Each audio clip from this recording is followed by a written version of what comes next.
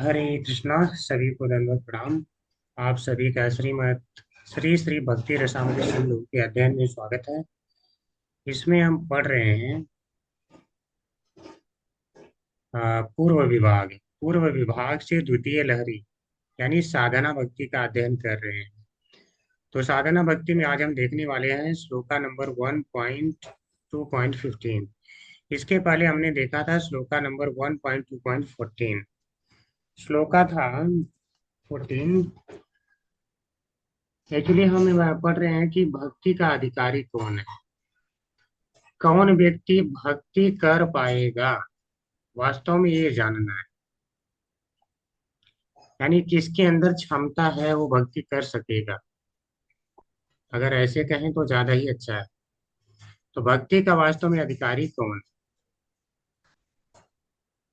अब जैसे हम कहें किसी कपड़े की दुकान पे मान लो जो गया, वहां कपड़ा शुरू हो रहा है रेंज 5,000 रुपए से, उसके नीचे कोई कपड़ा ही नहीं है।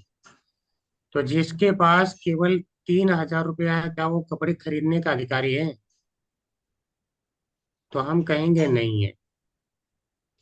कम से कम 5,000 तो होने चाहिए, तब वो कपड़े खरीदने का अधिकारी कहलाएगा, अन्यथा नहीं। तो इसी प्रकार से भक्ति में क्या चीज होना चाहिए कि हम उसे कहेंगे वो भक्ति का अधिकारी है। तो हमने क्या देखा था कि मूलतः उस व्यक्ति का भक्ति में रुचि होना चाहिए। भक्ति में उसकी रुचि होना चाहिए, श्रद्धा होनी चाहिए, यानी विश्वास होना चाहिए। अगर यह तब वह व्यक्ति भक्ति का अधिकारी होता है। तो क्या केवल रुचि से हो जाता है, या रुचि कैसे आती है, यह प्रश्न आके उठता है। तो हमने एक श्लोक देखा था, यह केनाप्यतिभाग्येन जात श्रद्धोवस्य सेवने नायति आसक्तो न वैराग्य भागस्यामि अधिकार्यशो। तो कहा गया था, किसी अतिशय सौभाग्य से जिस व्यक्ति में श्री भगवान की सेवा करने की श्रद्धा उत्पन्न होती है। तो श्रद्धा यानी रुचि कैसे उत्पन्न होती है सेवा की? अतिशय सौभाग्य से। अतिशय सौभाग्य का अर्थ हमने क्या जाना था, किसी को याद है क्या?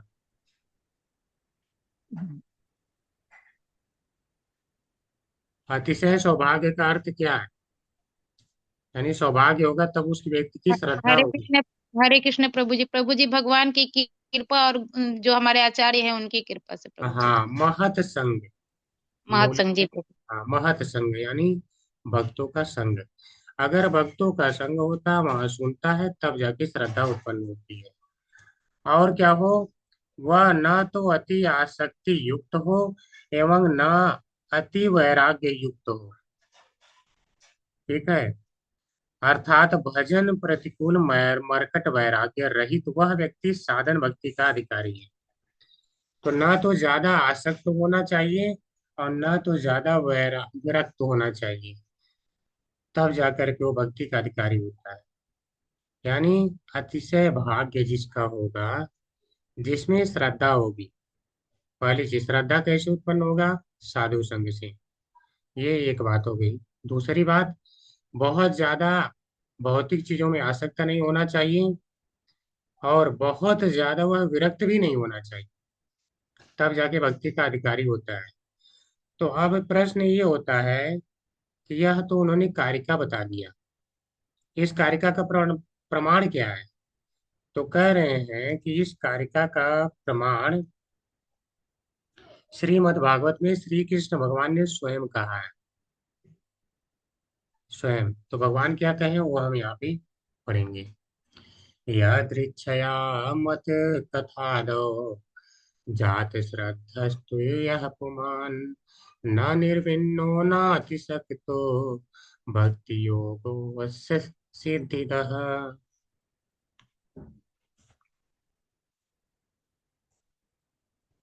अनुवाद है, जैसा कि 11वें स्कंद में इस प्रकार कहा गया है। क्या कहा गया है? ये भगवान श्री कृष्ण ने कहा है उद्धव से जो व्यक्ति ना तो अत्यंत विरक्त है और न ही अत्यंत आसक्त है। योग्यता देख रहे हैं, भक्ति में कौन आ सकता है? जो ना तो ज्यादा विरक्त है, क्योंकि ज्यादा विरक्त होगा तो वह कथा से भी विरक्त हो जाएगा, बोलेगा नहीं सुनना। और बहुत ज्यादा आसक्त होगा तो भौतिक आसक्ति इतनी होगी कि वह अपना कुछ भी त्याग करके और जाके कथा सुनने बैठेगा ही नहीं। तो कह रहे हैं यह दोनों ही नहीं होना चाहिए। तथा किसी महत संग से सौभाग्यवश मेरी लीला कथा आदि में उसकी श्रद्धा हो गई हो, तो जब ऐसा होगा, यानी ना तो ज्यादा विरक्त होगा ना ज्यादा आसक्त, तब तो वह जाके कथा सुनने बैठेगा। कथा सुनने बैठ गया, महत संग मिल गया, तो सौभाग्यवश उसका क्या है, अब श्रद्धा धीरे धीरे उत्पन्न हो जाएगा। किसमें? लीला कथा में। यानी अब वो सोचेगा अगली बार फिर कथा सुनूं, बड़ा अच्छा लगा, बड़ा कथा में आनंद आया, ऐसा सोच के वो फिर सुनेगा। तो ऐसा व्यक्ति के लिए करें, उसके लिए भक्ति योग सिद्धि प्रद है। इसका अर्थ यह है कि वह भक्ति योग अधिकारी है और उसे भक्ति योग से सिद्धि मिल जाती है। उसके लिए भक्ति योग सिद्धि प्रद है का अर्थ क्या है? यानी कि भक्ति वह कर सकता है और इसी भक्ति से उसे सिद्धि मिलेगी। भक्ति से ही उसे सिद्धि मिलेगी, यानी भगवान मिल जाएंगे, भगवान की प्रेमा भक्ति मिल जाएगी। ये होती है। समझ में आ गया? सभी लोग बता सकते हैं कि भक्ति में अधिकार किसका है? हरे कृष्णा।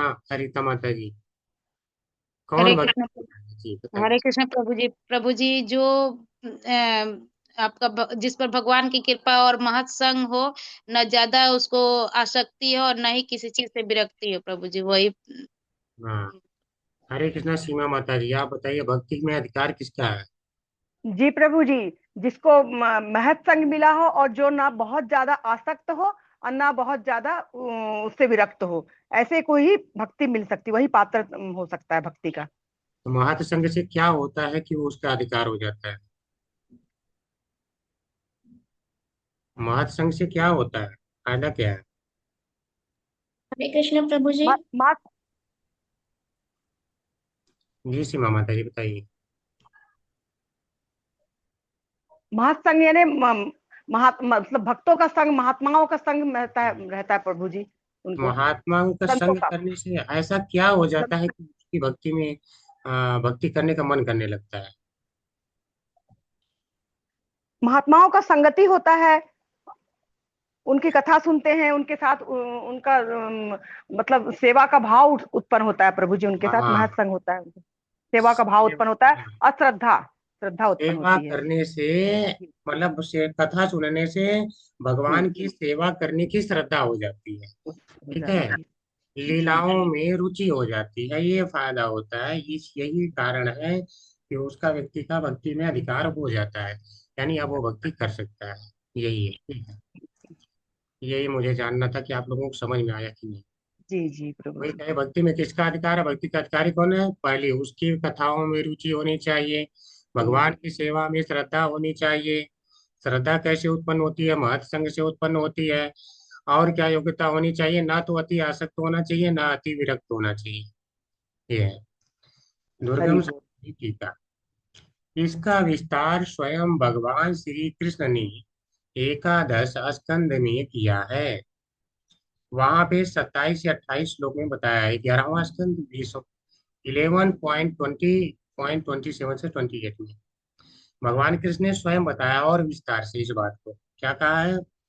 जाति श्रद्धो मत कथाशो निर्विण्ण सर्वकर्मसु वेद दुःखात्मकान् कामान् परित्यागे अप्यनीश्वरः ततो भजेत माम प्रीतः श्रद्धालु दृढनिश्चयः जुषमाणस्य तान् कामान् दुःखोदर्कांश्च गर्हयन्। अब देखिए क्या करें, जो व्यक्ति, भगवान कृष्ण कह रहे हैं, मेरी कथा में श्रद्धालु है। कैसा व्यक्ति? जो व्यक्ति मेरी कथा में श्रद्धालु है। देखिए, भक्ति योग कौन कर पाएगा? उसकी श्रद्धा होनी चाहिए, भगवान कृष्ण कह रहे हैं ना। और समस्त कर्मों में निर्वेद प्राप्त। निर्वेद प्राप्त का अर्थ क्या होता है? कि अब उसकी कर्मों में आसक्ति नहीं है, अब उसे कर्म करने में मजा नहीं आ रहा है। पहले लोगों को क्या है, कर्म करने में इतना मजा आता है कि और ज्यादा काम कर लूं, और ज्यादा पैसा कमा लूं। लेकिन जैसे जैसे भक्ति में आगे बढ़ता है, फिर क्या भाव होता है कि हाँ, इतना ही कमाओ जितने में कि काम चल जाए। फिर और आगे बढ़ता है तो फिर क्या कहता है कि ठीक है, थोड़ा सा केवल खाने पीने भर की व्यवस्था हो जाए, हल्का सा रनिंग व्यवस्था हो जाए, तो फिर और कमाने की जरूरत क्या है। फिर और भक्ति में आगे जाता है तो भगवान उसे खाने पीने की सब व्यवस्था स्वयं भेजने लगते हैं। तब वह धीरे धीरे पूरा ही समाप्त कर देता है भौतिक आसक्ति। तो कह रहे हैं व्यक्ति का भौतिक कर्म में से निर्वेद प्राप्त हो गया, मतलब आसक्ति उसकी समाप्त हो गई है। भौतिक चीजों में आसक्त नहीं है वो। भोग वासनाओं को दुखात्मक जानकर भी उनको परित्याग करने में असमर्थ है। लेकिन अभी पूरा शुद्ध भक्त तो हुआ नहीं है। तो वह व्यक्ति क्या है, भोग वासनाओं को देख रहा है ना, तो जान तो ये रहा है कि ये हमें दुख देने वाले हैं, भौतिक कर्म दुख दे रहे हैं, लेकिन अभी वो पूरा परित्याग नहीं कर पा रहा है। यानी अनर्थ से जूझ अनर्थ से जूझ रहा है।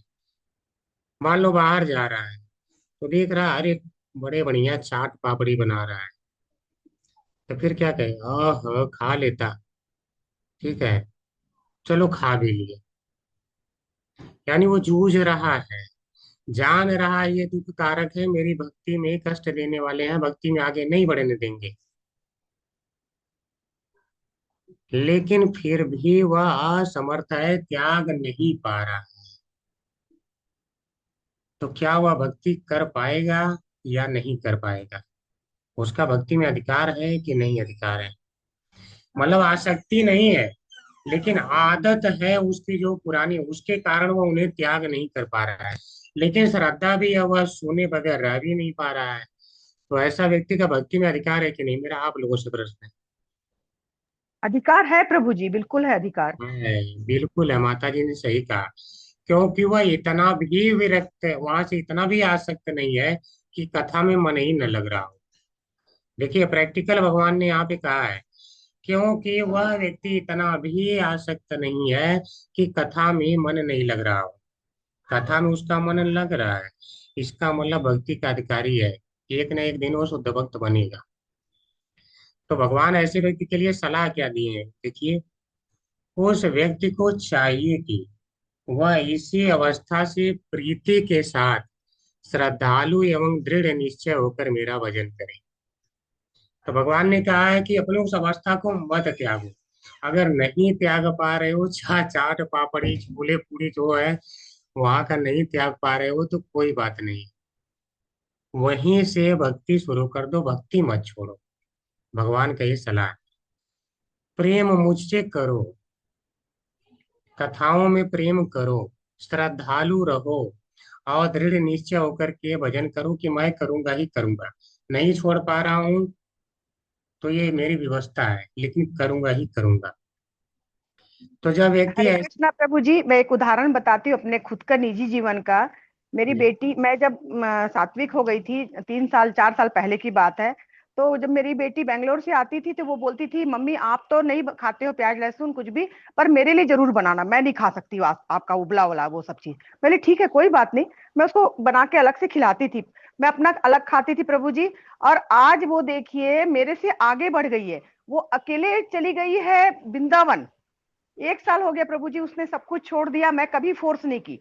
वो मेरा देख देख के सुन सुन के भक्ति करने लगी। और आज वो अकेले बेंगलोर से वृंदावन, वृंदावन में पूरा पूरा उसने घूम लिया, गोवर्धन परिक्रमा हो गया उसका अकेले, सोचिए। तो जी, ये होती है भक्ति प्रभु जी अपने आप। जी, तो आपने देखिए प्रैक्टिकल एक एग्जाम्पल भी बता दिया। अब भगवान यहाँ कह ही रहे हैं तो जब व्यक्ति वहीं पे भक्ति फिर भी करते रहता है, क्योंकि अधिकारी है वो कथाओं से भी विरक्त नहीं है, इतना नहीं विरक्त है कि कथा में न बैठे। तो उस व्यक्ति को भगवान ने कहा तुम बैठो। तो वह व्यक्ति धीरे धीरे कथाएं सुनते सुनते श्रद्धा और दृढ़ होते होते वो धीरे धीरे इधर इतनी ज्यादा आसक्ति कथा में हो जाएगी, इतनी भगवान में आसक्ति हो जाएगी, सेवा में आसक्ति, तो धीरे धीरे ये वाली आसक्ति त्याग हो जाएगा। इसलिए भगवान ने प्रैक्टिकली कहा कि उसको वहीं से शुरू करना चाहिए।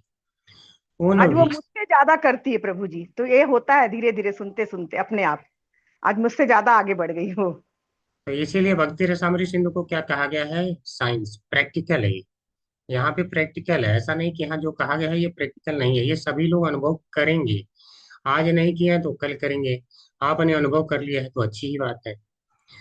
उन विषय भोगों का भोग करते हुए वह जानता है कि ये दुखदाई है।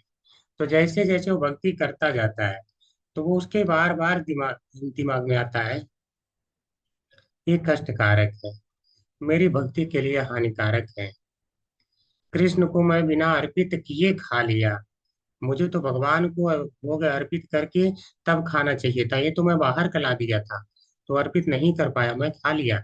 वो बार बार ये सोचता रहता है और तथा उसकी निंदा भी करता है।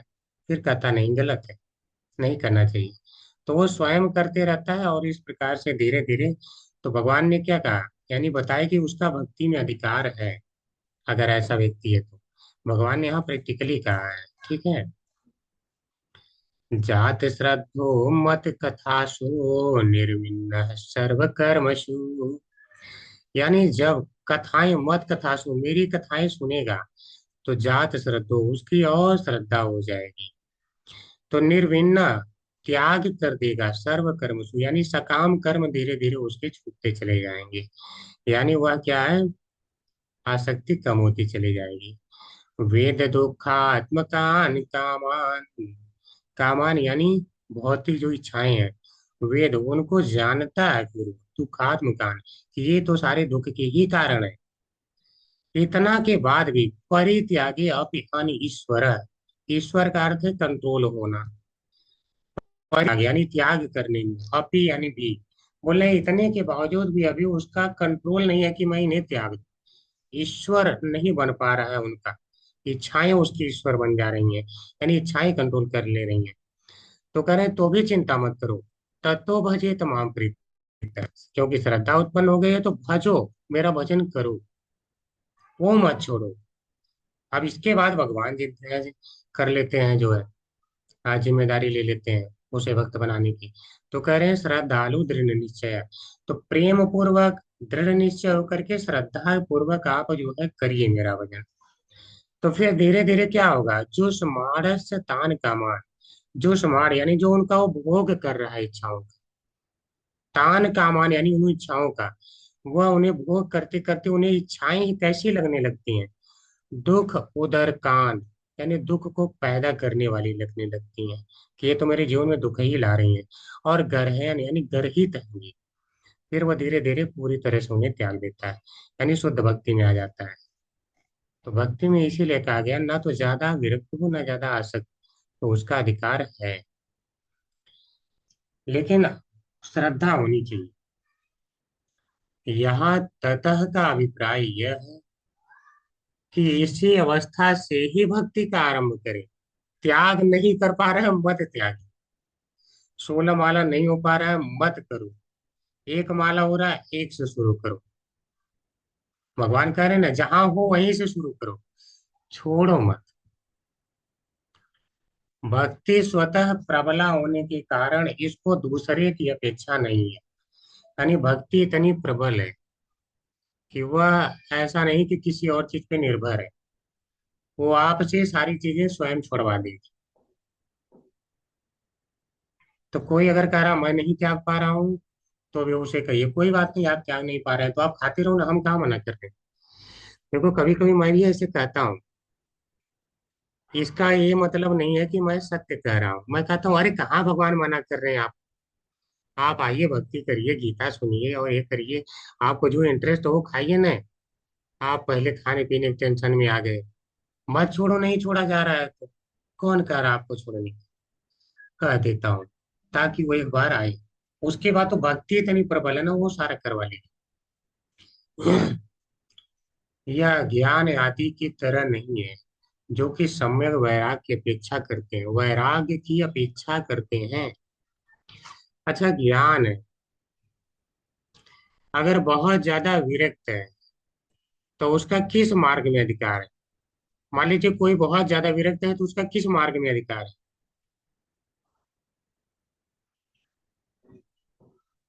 हरे कृष्ण। ये समझी नहीं प्रभु जी, ये नहीं समझ में आ रहा है क्या कोई मतलब। बहुत जी, ज्यादा मार्ग विरक्त है, मार्ग तो जैसे नहीं बता सकते, लेकिन एक चीज है कि अगर जो ज्यादा वैराग्य है तो अंदर से कठोर हो जाता है। जब कठोर हो जाएगा तो वो भक्ति नहीं कर पाएगा। भक्ति के लिए अंदर से थोड़ा सा मोह माया भी प्रेम होना होना चाहिए। चाहिए, प्रेम होना चाहिए अंदर से। चलिए कोई नहीं, मैं बता ही देता हूँ। जो बहुत ज्यादा इस संसार में विरक्त हो गया है, फिर उसका ज्ञान मार्ग में अधिकार हो जाता है। ठीक है, ज्ञान मार्ग यानी वह निर्विशेष ब्रह्म का अनुसंधान करने लगता है, फिर उनके बारे में जानना चाहता है, पढ़ता है, उसी पे टीका टिप्पणी करता है, ऐसे लोगों का साथ करता है। तो बहुत ज्यादा विरक्त नहीं होना चाहिए, नहीं तो उसको कथा में भी मन नहीं लगता, तो उससे विरक्त हो जाता उसको तो भक्ति भी नहीं आ पाएगा अच्छे से प्रभु जी, प्रेम भी नहीं हो पाएगा उतना। है। हाँ, तो ऐसे में इसीलिए कह रहे हैं कि भक्ति स्वयं प्रबल है, ज्ञान मार्ग की तरह नहीं है कि विरक्ति का अपेक्षा करे। जब तक विरक्ति नहीं है तब तक वो ज्ञान मार्ग में नहीं जा पाएगा, क्योंकि यहाँ से पूरी आसक्ति त्यागेगा तब निर्विशेष ब्रह्म का अनुसंधान करेगा। कह रहे हैं भक्ति में ऐसा नहीं है, भक्ति में आप आइए, भक्ति सब कुछ खुद छुड़वा देगी। काम में कर्म की प्रति जो निर्वेद की अपेक्षा है वह भक्ति के प्रति अनन्यता सिद्धि के लिए है। यानी कह रहे हैं कि यहाँ भगवान ने क्या कहा है कि तुम काम में कर्मों के प्रति निर्वेद हो जाओ। निर्वेद यानी उनमें आसक्ति मत रखो। भगवान कह रहे हैं जहां हो वहीं से शुरू करो, लेकिन साथ में कह रहे हैं काम में कर्म, यानी जिन काम में कर्म कौन से कहलाते हैं? जो अपने लिए मतलब इच्छा प्रकट करने वाले कर्म होते हैं। जैसे पुत्रेष्टि यज्ञ लोग करते हैं, वो कौन सा है? काम में कर्म है, कि मुझे पुत्र पैदा हो जाए, एक इच्छा है उसमें। तो कह रहे हैं इस प्रकार के जो बताए गए हैं कि कर्म कांडों में मत लगो, जिनसे अपनी भौतिक इच्छाएं ये पूरी करते हो, वह इसीलिए है कि ताकि आपकी जल्दी से जल्दी भक्ति में अनन्य अनन्य भक्ति में आप जो है लग जाए। अनन्य भक्ति में, अनन्य यानी कोई और मार्ग ना अपनाए आप। इसीलिए कहा गया है कि उनको त्याग दो, क्योंकि जब तक आपकी भौतिक आसक्ति नहीं छूटेगी, बहुत ज्यादा आसक्त रहेंगे, भगवान से यही सब मांगते रहेंगे, तो आपकी भक्ति में टाइम लग जाएगा। इसीलिए कहा गया है, भगवान ने कहा कि उसको त्यागो। इस प्रकार की प्रवृत्ति इस अवस्था में उचित है। श्रीमद् भागवत 1.7.10 में भी कहा गया है। क्या कहा गया है? अब देखिए, प्रश्न ये होता है कि जो सचमुच में बहुत ज्यादा ही विरक्त हो गया हो, निर्विशेष ब्रह्म का अनुसंधान कर रहा हो, निर्विशेष ब्रह्म में ही लगा हो, भक्ति में उन्हीं के विलीन हो जाने की इच्छा हो, क्या वो भक्ति में कभी नहीं आ पाएगा? तो उसके लिए कह रहे हैं कि वह भी भक्ति में आएगा, क्योंकि भगवान की जो इतने गुण ही अच्छे हैं कि अगर गलती से भी सत्संग उसे प्राप्त हो गया, कथा सुन लिया, तो फिर वो खींच जाएगा, वो भी खींच जाएगा। लेकिन वो साथ ही नहीं करना चाहता है ना, विरक्त होने के कारण। और इसका उदाहरण सुखदेव गोस्वामी स्वयं इतने ज्यादा विरक्त थे कि निर्विशेष ब्रह्म में ही लगे रहते थे।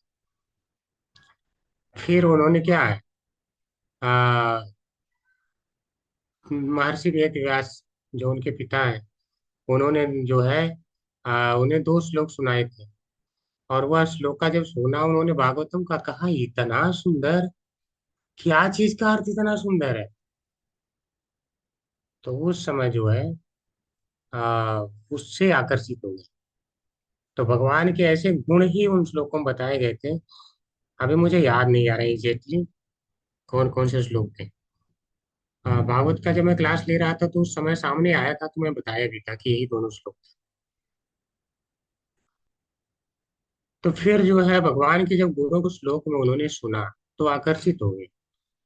तो इसका अर्थ है कि जो अपनी आत्मा के अंदर ही आराम पा रहे हैं, आनंद पा रहे हैं, उनको भी भगवान की कथाएं आकर्षित कर लेती हैं। लेकिन शर्त यह है, कम से कम सुने तो। आत्मा रामाश्च मुनयो निर्ग्रंथाय पीयुरुक्रमे कुर्वन्ति यः तु किम भक्तिम् इत्थं भूत गुणो हरि। श्री हरि इस प्रकार गुण संपन्न है कि आत्मा राम मुनिगण एवं निवृत्त हृदय ग्रंथि मुनिगण भी उनकी अहेतु की भक्ति करते रहते हैं।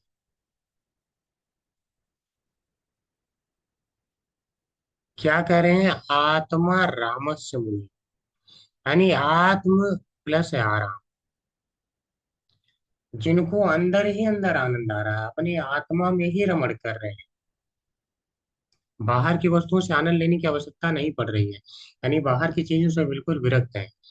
ऐसे मुनियों भी निर्ग्रंथा, जिनके हृदय की ग्रंथि से पूरे निवृत्त हो चुके हैं, समाप्त हो गई है हृदय की ग्रंथियां, अब कुछ बची नहीं है। ठीक है? ग्रंथियां यानी, ग्रंथियां क्या होती? भौतिक आसक्ति, इनसे भी गांठ बन के जुड़ा है, इनसे भी आसक्ति, इस वस्तु से भी आसक्ति, उससे भी, ये सारी उसकी समाप्त हो गई है। अपि ऊरु क्रमे, ऊरु क्रम भगवान श्री कृष्ण को कहते हैं। ठीक है? तो कह रहे हैं कुर्वन्ति अहेतुकीम भक्ति, कुर्वन्ति अहेतुकीम भक्ति, वह अहेतुकीम भक्ति करता है, अहेतुकी यानी बिना कारण के। अब उसको देखिए क्या है, लोगों ज्यादा नेताओं की भक्ति कोई कारण होता है तब करते हैं, कुछ चाहिए। इसको तो अब कुछ चाहिए भी नहीं, अंदर ही आनंद प्राप्त हो रहा था, संसार की कोई वस्तु भी नहीं चाहिए, तब भी अहेतु की भक्ति कर रहा है। क्यों? इत्थम भूत गुणो हरि, क्योंकि भगवान हरि का गुण ही ऐसा है, भगवान हरि का गुण ही ऐसा है। यानी गुण यानी जब लीलाएं वो सुन रहा है तो इतना आनंद आ रहा है कि आनंद, बस वह आनंद लेने के लिए सुन रहा है, उसे कुछ और चाहिए नहीं। इस आत्मा रामादि श्लोक में वर्णित उच्च अवस्था के लोगों में कर्म निर्वेद की अपेक्षा नहीं है। तो यहाँ जो ये श्लोक कहा गया है, तो यहाँ अगर कोई कहे कि ये भौतिक कर्मों से पूरा निर्वेद हो जाए तब भक्ति करें, तो कह रहे हैं इनको भौतिक कर्मों से निर्वेद होने की आवश्यकता नहीं है, अनासक्त होने की आवश्यकता नहीं है, क्योंकि ये तो पहले से ही अनासक्त है। क्योंकि उन लोगों में काम में कर्म की इच्छा पहले ही समाप्त हो गई है, यानी काम में कर्म यानी भौतिक इच्छा इनकी कुछ है ही नहीं। तो भी भगवान कृष्ण की कथाएं इतनी सुंदर हैं, उनके गुण इतने सुंदर हैं कि उन्हें आनंद आ रहा है। तो जब वह आनंद आ रहा है तो क्या वह निर्विशेष ब्रह्म में लगा रह पाएगा? तो वहां से भी खींच के आके भक्ति का अधिकारी हो जाता है, भक्ति करने लगता है। अब देखो, सुखदेव गोस्वामी जी ने भागवतम सुनाया और आज हम वही डिस्कस करते रहते हैं। समझ रहे हैं? यह दृक्षया। अच्छा, ये जो श्लोक आपने देखा है, यहाँ पे एक शब्द आया है, यह दृक्षया।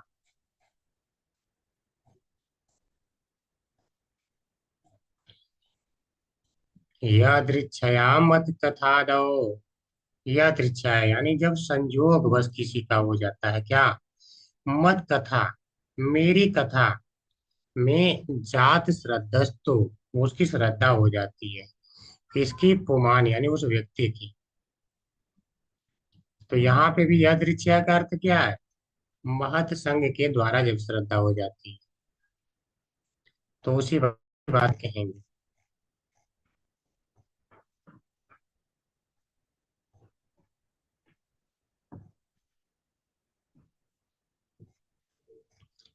भक्ति सार प्रदर्शनी टीका विश्वनाथ चक्रवर्ती ठाकुर जी ने किया है।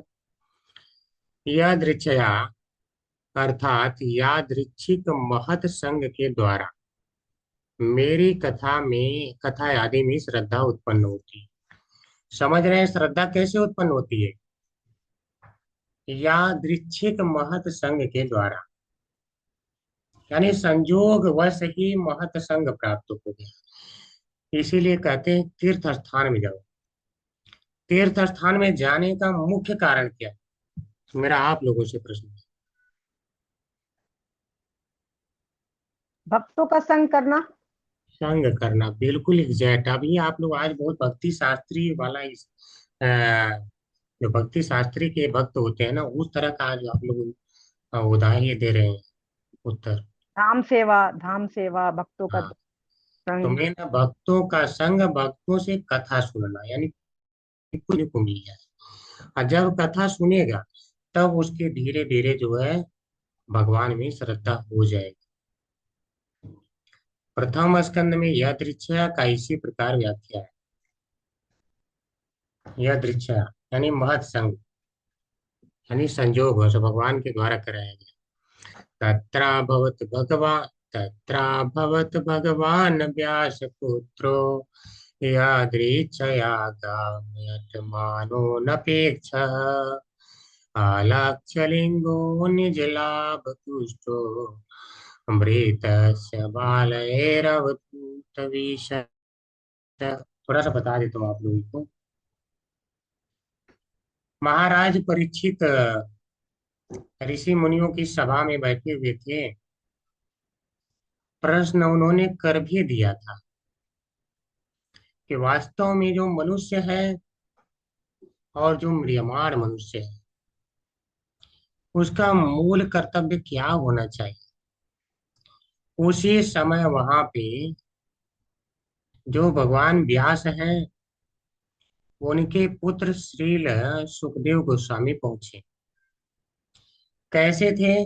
बिल्कुल नंग धड़क, बाल ऐसे जटा की तरह बना हुआ, बिखरा हुआ, कपड़े कोई है नहीं, वस्त्र लग रहा है पता न नहाए भी है कि नहीं। बिल्कुल मतलब जैसे नहीं कहते हैं कि कोई पागल टाइप लग रहा हो, मानसिक विक्षिप्त टाइप लग रहा हो, वह उनकी अवस्था थी। 16 साल उम्र। और जहां तहां वो भ्रमण करते रहते थे, बस कहीं इतना ही समय तक रुकते थे कि जहां गाय दूह रहे हो तो दूहते समय जितना टाइम लगेगा, ताकि उनसे थोड़ा सा दूध मिल जाए और उसे पी करके वो जो है अपना काम चला सके। क्योंकि दूध में सब कुछ है इतना कि उसका व्यक्ति का पोषण हो जाएगा। एक गिलास दूध भी पी लिया तो दिन भर का काम वो चल जाएगा। इससे ज्यादा की उन्हें आवश्यकता नहीं थी। ठीक है।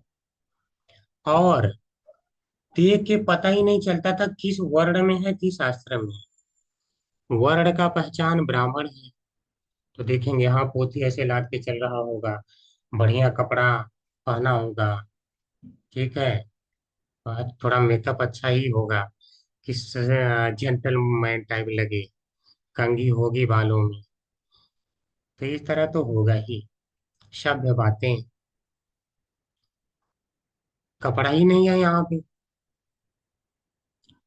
क्षत्रिय होगा तो उसका अपना तलवार ढाल जो भी ले रखा होगा, चौड़ी छाती, ठीक है, भुजाएं बलिष्ठ, मुकुट होगा, सोने चांदी से लदा होगा, कुछ इस प्रकार का। यहाँ ये भी नहीं पता चल रहा है कौन से वर्ण में है, कौन से आश्रम में।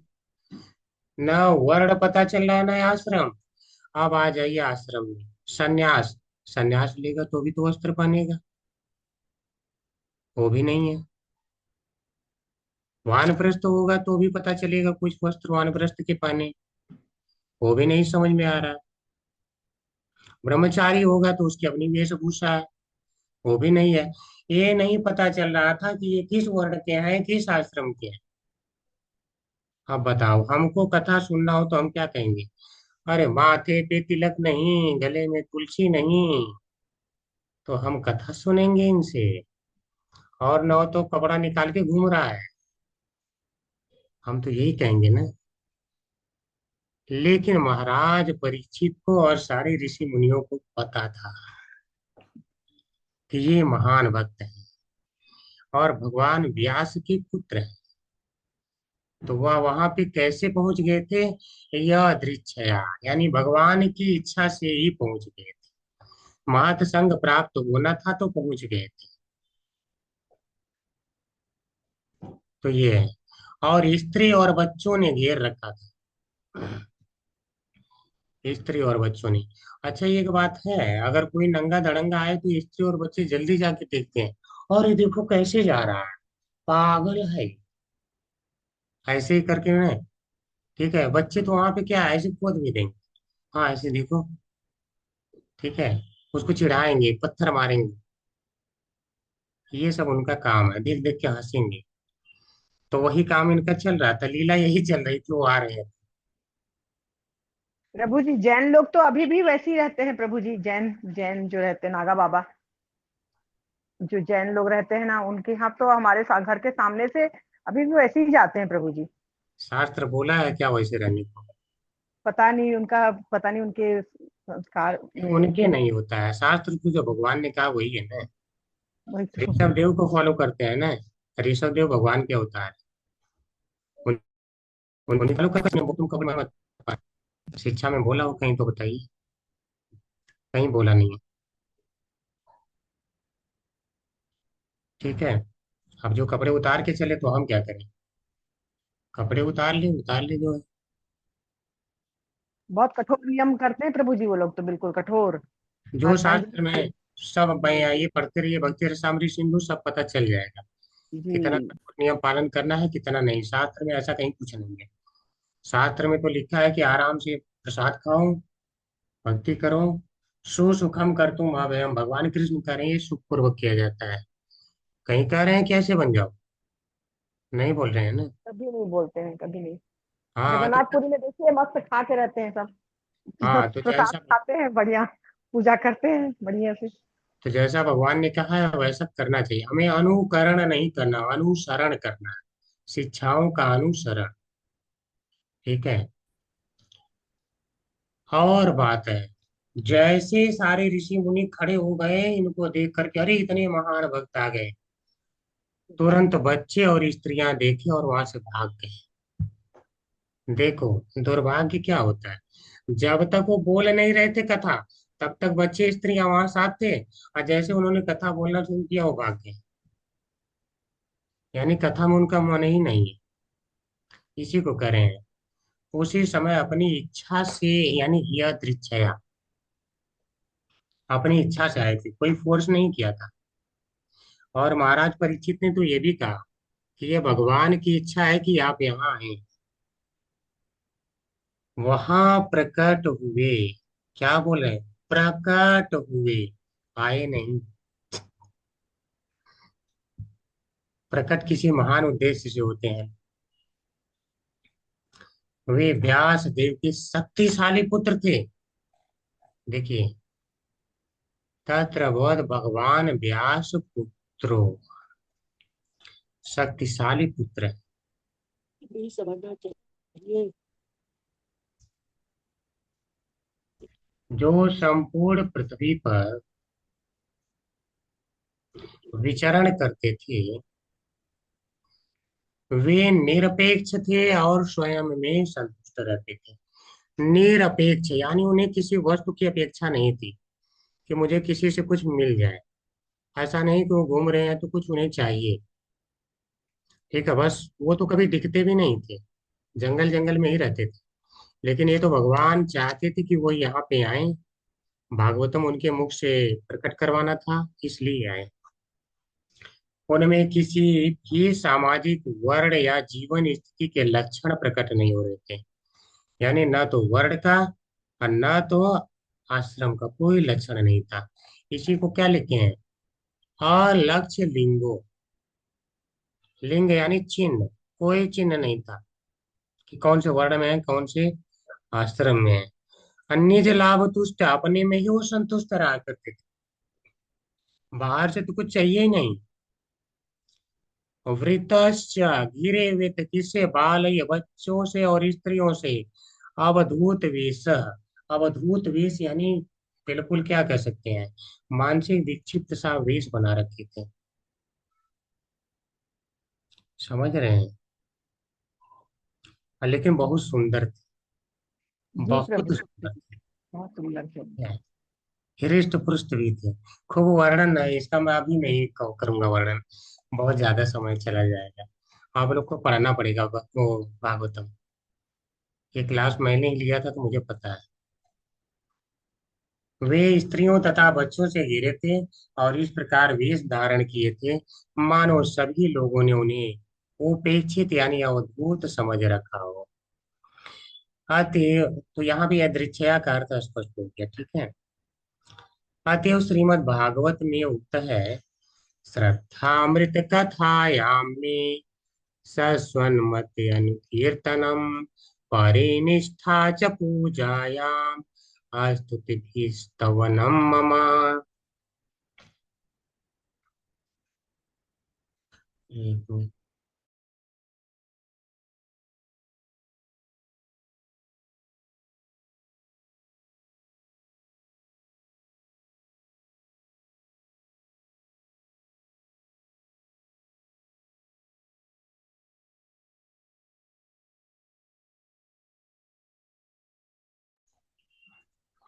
हरे कृष्णा हरे कृष्णा कृष्ण कृष्ण हरे हरे, हरे राम राम राम हरे हरे। तो श्रीमद् भागवत में और क्या कहे भगवान ने, जो मेरी भक्ति प्राप्त करना चाहता है, बहुत अच्छा श्लोक है और रियली मन को हर लेने वाला। आप लोग इसे जरूर ध्यान से सुने, ठीक है। भगवान क्या करें, जो लोग मेरी भक्ति प्राप्त करना चाहते हैं, तो मुझे नहीं लगता कि यहाँ पे कोई ऐसा है जो भगवान की भक्ति प्राप्त न करना चाहता हो। वह मेरी अमृतमयी कथा में श्रद्धा रखे, ठीक है। भगवान क्या करें, श्रद्धा रखे, यानी श्रद्धा ही है जो भगवान को प्राप्त करवा देगी। भगवान ही करें कि तुम मेरी कथा में श्रद्धा रखो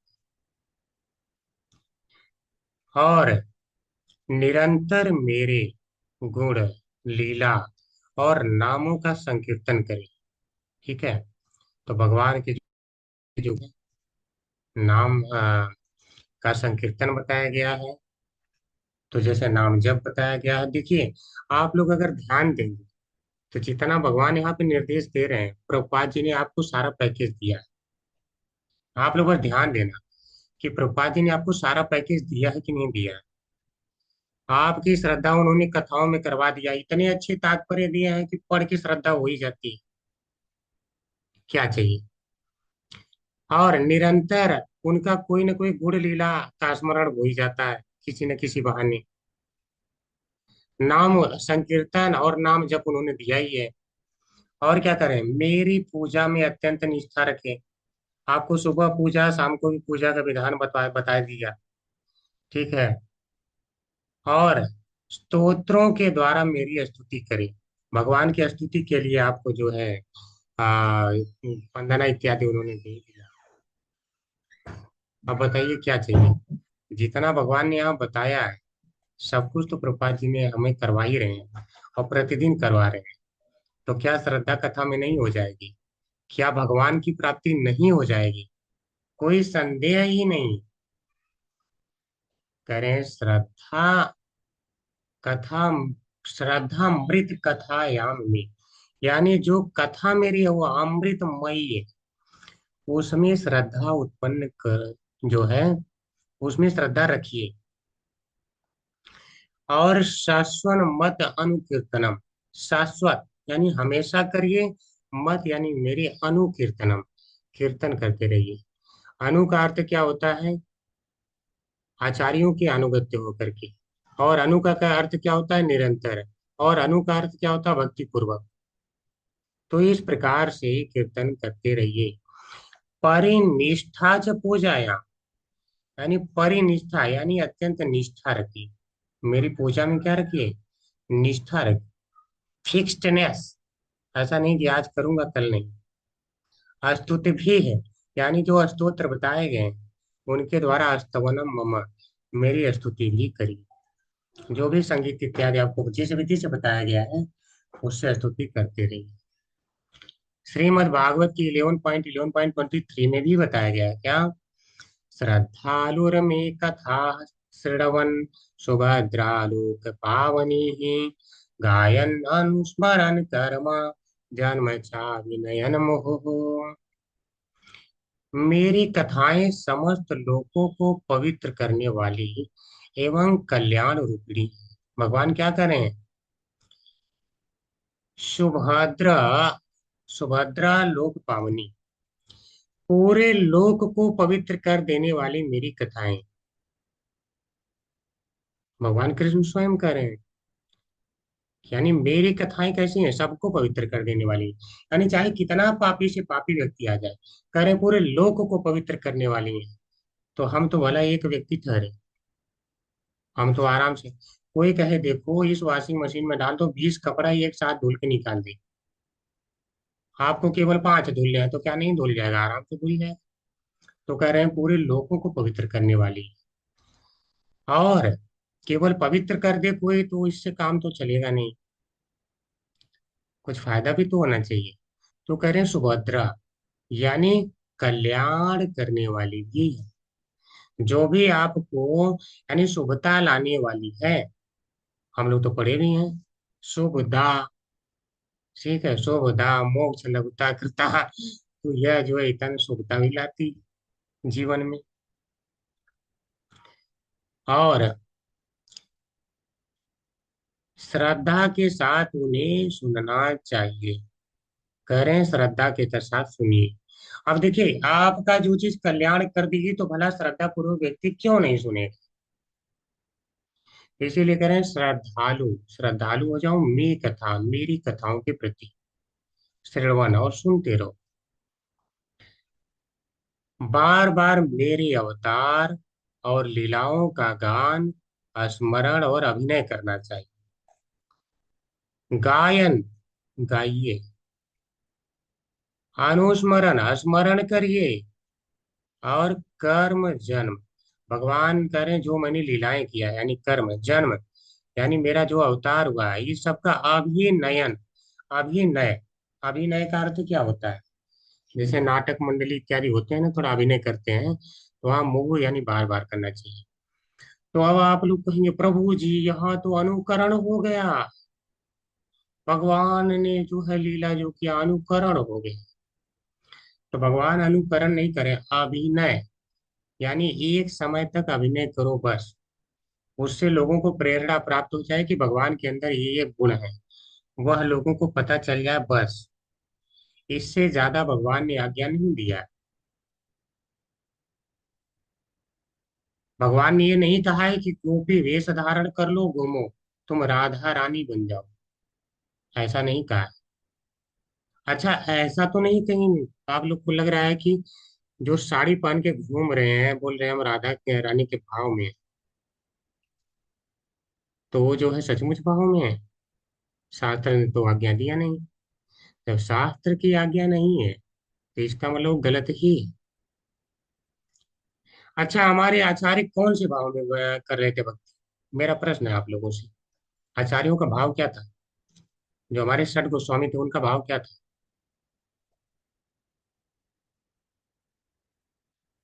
हरे कृष्ण प्रभु जी उन्हें तो गोपियों गोपी भाव में थे ना प्रभु जी। गोपी भाव में। अरे बोल सीता माता जी आज सारे प्रश्नों के उत्तर दे रही हैं। तो क्या, अब अगला प्रश्न है, क्या उन्होंने कभी जो है साड़ी पहन के लगे घूमने? नहीं प्रभु जी, कभी साड़ी पहने ही नहीं। देखिए भाव है गोपी भाव, शरीर गोपी का नहीं हो गया है। साड़ी मत पहनिए, शास्त्र नहीं करा। महाप्रभु चैतन्य राधा रानी के भाव में जब सही में है तब तो उन्होंने कभी पहना ही नहीं। तो हमारे जो आचार्य हैं जो भगवान हैं वो स्वयं ऐसा नहीं कर रहे हैं करने के लिए।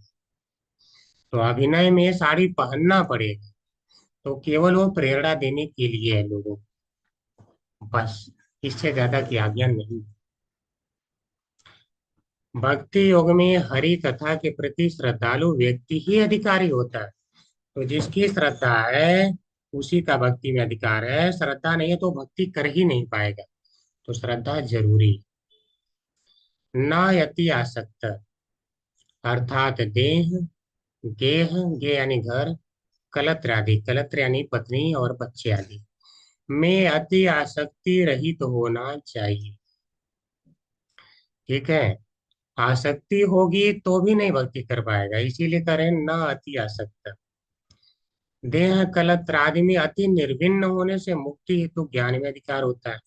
करें बहुत ज्यादा विरक्त भी नहीं होना चाहिए, अति निर्भिन्न यानी बहुत ज्यादा विरक्त, तब वो ज्ञान का अधिकारी हो जाएगा। ज्ञान का अधिकारी यानी निर्विशेष ब्रह्म का अनुसंधान करेगा, वो भी भक्ति नहीं कर पाएगा। तो कम से कम इतनी आसक्ति हो कि कथा में आसक्ति रह जाए।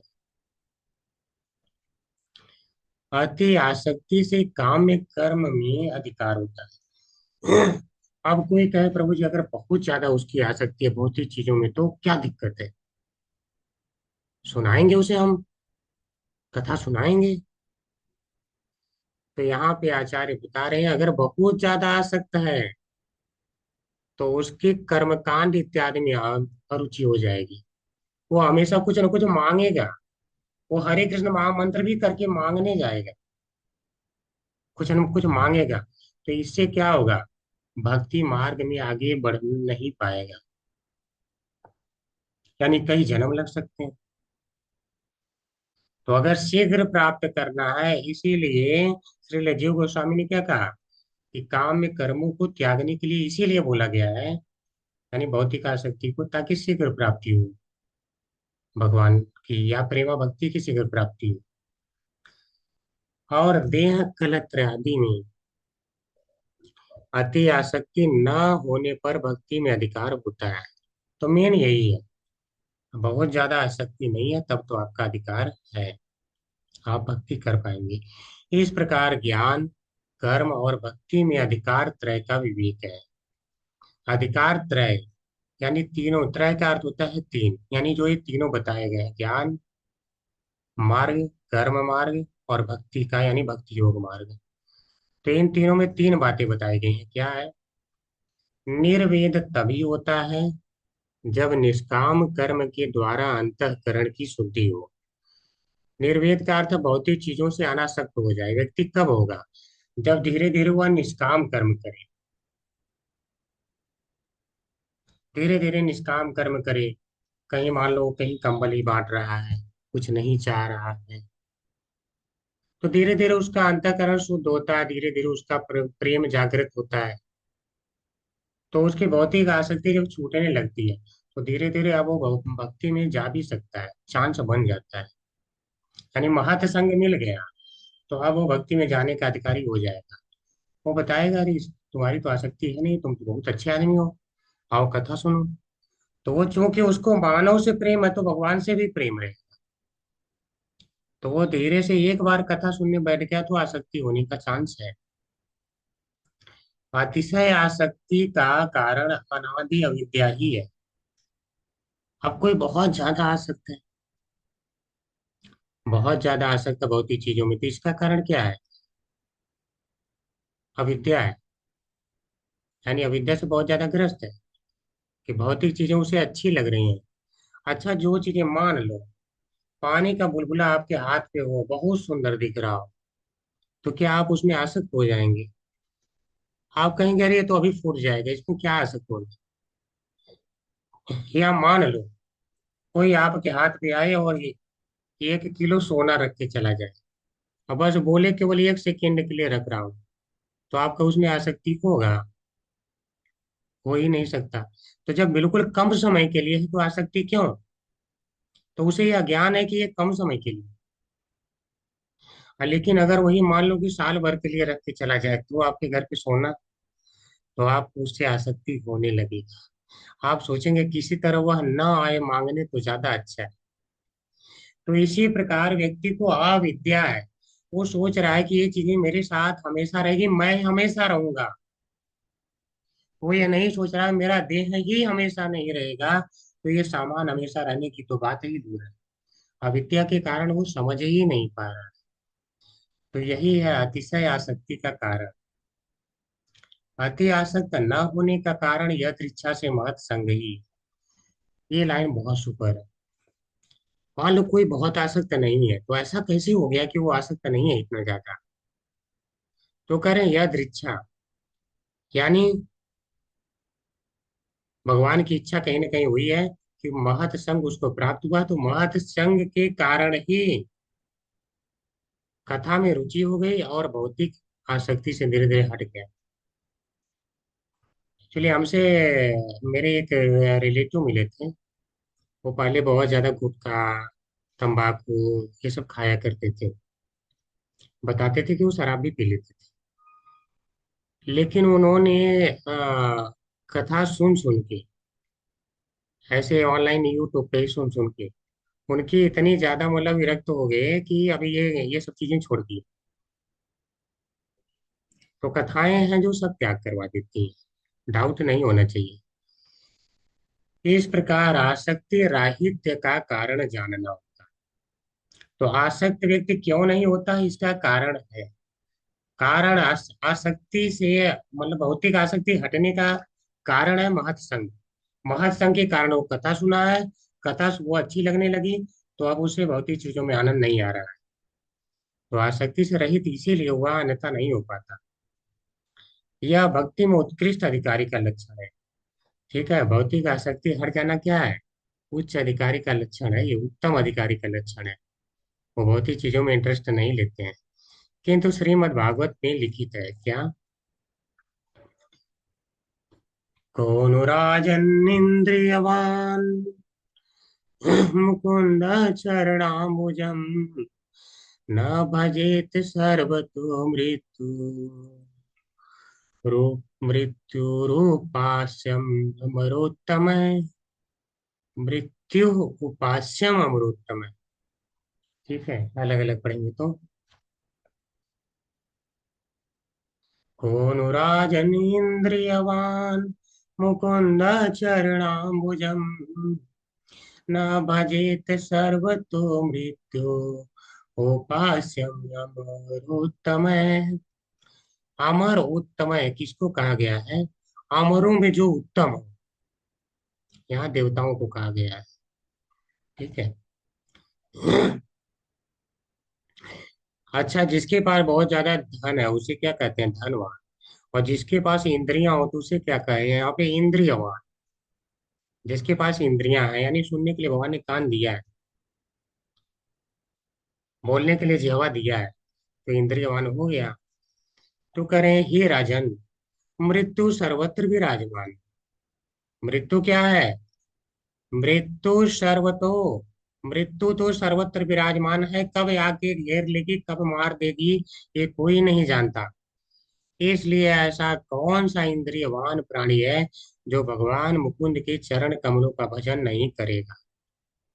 समझ रहे हैं, इसका अर्थ क्या है, जिसके पास इंद्रियां हैं वह अवश्य भगवान का भजन करेगा।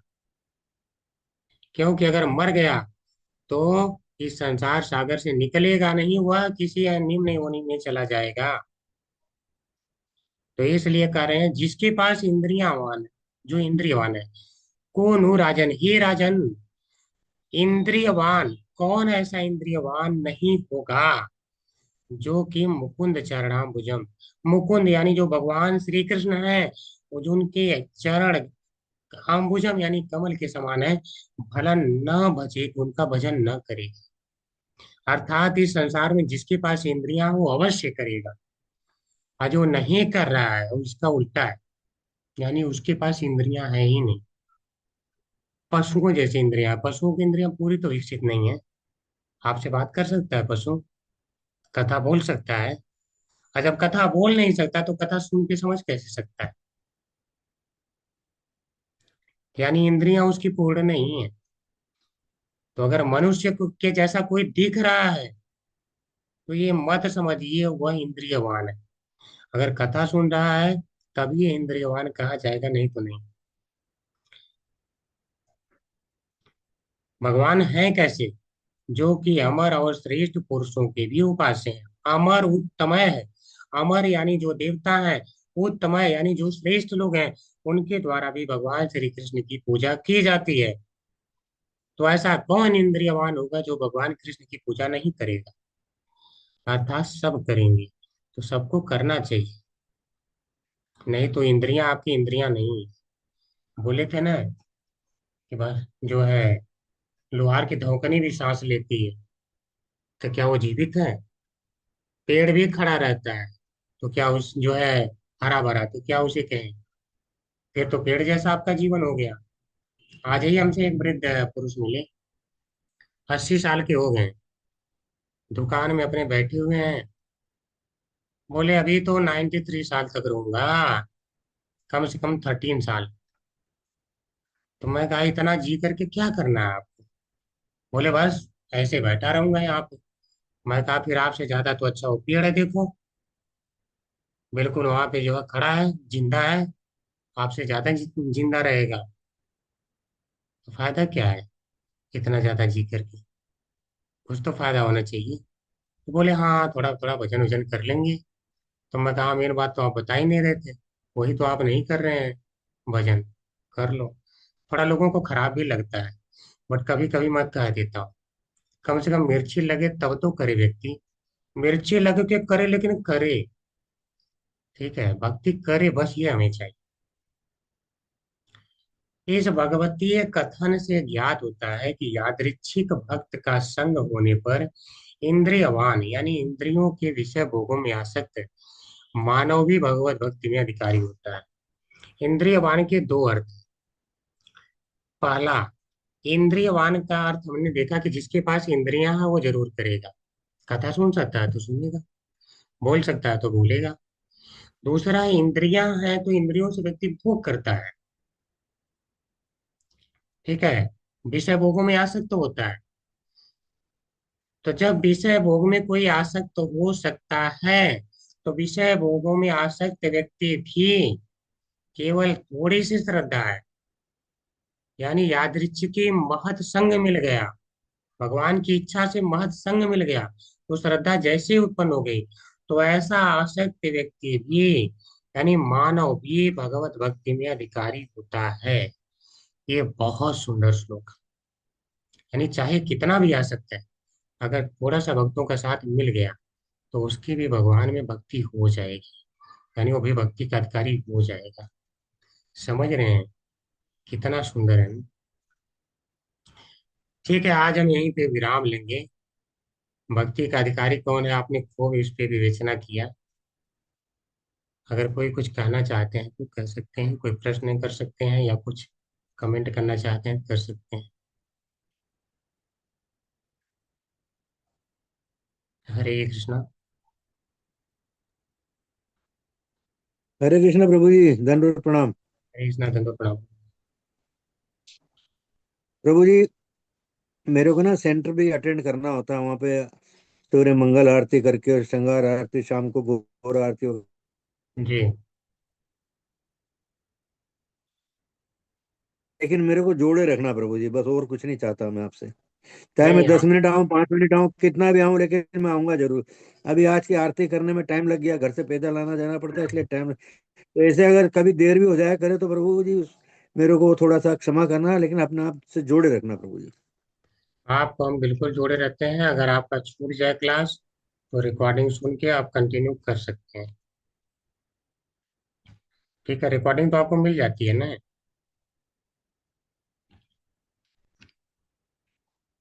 रिकॉर्डिंग मिल जाती है ना?